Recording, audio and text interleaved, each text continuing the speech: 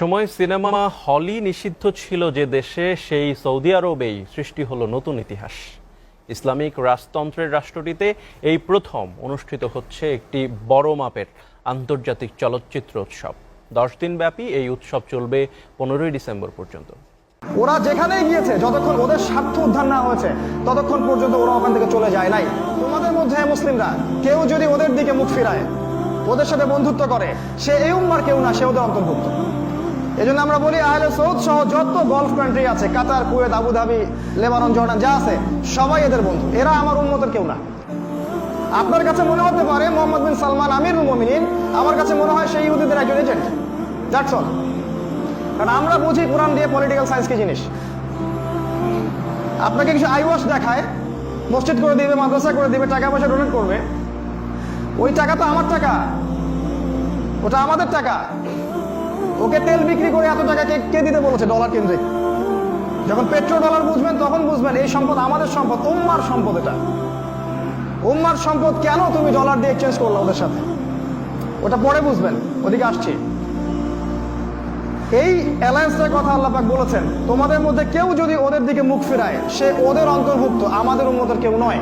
সূরা বাকারায় যান, আল্লাহ পাক আরো কড়া কথা বলেছেন। আল্লাহ পাক বলেছেন যে ওয়ালান তারদু আনকাল ইয়াহুদ ওয়ালান নাসারা হাত্তা তাত্তাবিআ মিল্লাতাহুম। হে নবী, যতক্ষণ পর্যন্ত আপনি ইহুদি এবং খ্রিস্টানদের মিল্লাত গ্রহণ না করছেন, ততক্ষণ পর্যন্ত তারা আপনার উপর সন্তুষ্ট হবে না। তার মানে ইহুদি এবং খ্রিস্টানরা যদি কোনো ব্যক্তি, কোনো পরিবার, কোনো সমাজ, কোনো রাষ্ট্রের উপর রাজি খুশি হয়, বুঝতে হবে এরা ওদের গোলাম বা দাসে পরিণত হচ্ছে। যখন ইহুদি খ্রিস্টানরা কারোর উপর সন্তুষ্ট হবে, বুঝে নেবেন আমি আর ইসলামের মধ্যে নাই, আমি ওদের পশ্চিমা শয়তানদের পালিত কুকুরে পরিণত হয়েছে, এক কথায়। আর যখন দেখবেন কোন মুসলিম সম্প্রদায়ের উপরে বা বিরুদ্ধে ওরা তেড়ে আসছে, তাহলে বুঝবেন নিঃসন্দেহে এরা হকের উপর আছে। এই কারণেই তারা ওদের উপর তেড়ে আসছে, কোনো সন্দেহ নাই। এটা সূরা বাকারার মধ্যে আছে। এই যে অ্যালায়েন্সটা গঠন করা হলো, এরপর তারা যেটা করলো, তারা বিশ্বের প্রাকৃতিক সম্পদগুলোকে আয়ত্ত করতে শুরু করলো। কি মাস্টার প্ল্যান! বিশ্বের প্রাকৃতিক সম্পদ যেমন ডায়মন্ড, যেমন গোল্ড, সোনা, রূপা এবং তেল, এগুলোকে তারা নিজেদের হাতে নেওয়া শুরু করলো।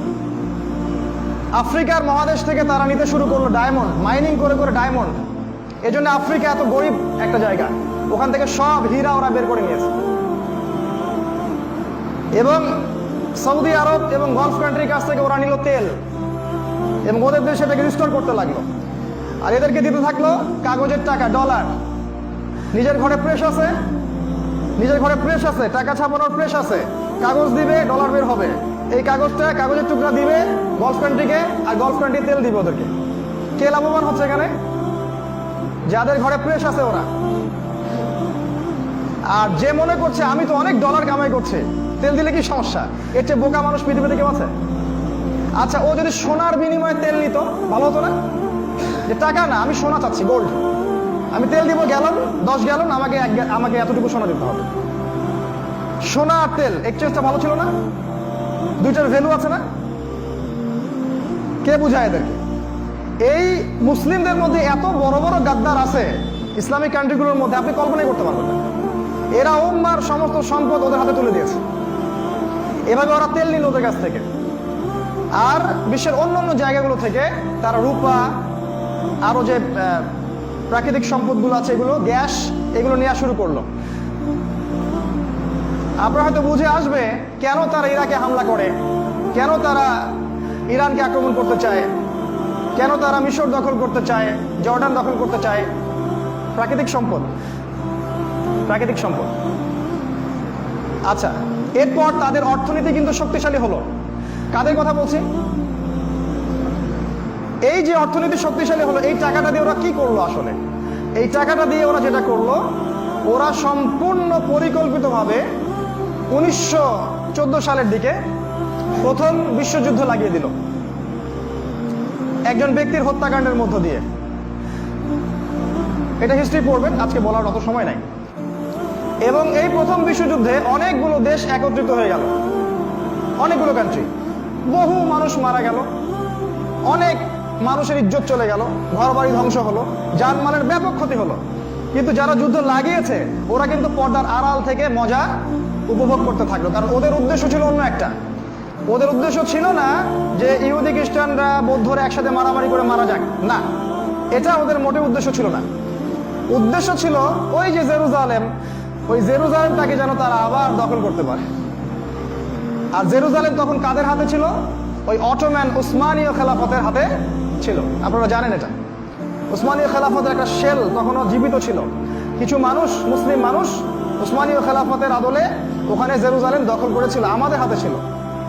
এবার এই যে ব্রিটেন, সে আরব বিশ্বের নেতাদের সাথে চুক্তি করলো।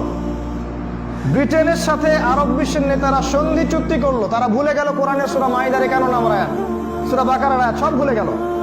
টাকা, শুধু টাকার বিনিময়ে তারা ব্রিটেনের সাথে সন্ধি চুক্তি করে ব্রিটেনের খ্রিস্টান এবং মুসলিমরা, আরব কান্ট্রির মুসলিমরা একসাথে মিলে অটোম্যানদেরকে ওখান থেকে সরিয়ে দিল। অটোম্যানদের বিরুদ্ধে এরা বিদ্রোহ করলো এবং জেরুজালেম মুক্ত হয়ে গেল। প্রচুর মুসলিমকে মেরে ফেলা হলো, অগণিত, হিসাব নাই। এবং 1914 থেকে 17 সালের মধ্যে তারা এই জেরুজালেমটাকে আবারও মুক্ত করে ফেললো। কারা করলো এটা? ব্রিটেন। এবং 2000 বছর পর আবারও ব্রিটেন পৃথিবীর সমস্ত ইহুদিদেরকে ওই যে জেরুজালেমে ডেকে নিয়ে আসলো। খেয়াল করে দেখেন, ব্রিটেন যে জায়গাগুলো দখল করেছে ওই জায়গাগুলো কিন্তু সে কখনো নিজের সুবিধা ছাড়া ছেড়ে দেয় নাই। যেমন আমাদের এখানে তারা দখল করেছিল না, 200 বছর শাসন করেছে। এই যে কাশ্মীরকে কেন্দ্র করে ভারত পাকিস্তানের যুদ্ধ লাগিয়ে দিয়ে গেছে, চিরস্থায়ী যুদ্ধ।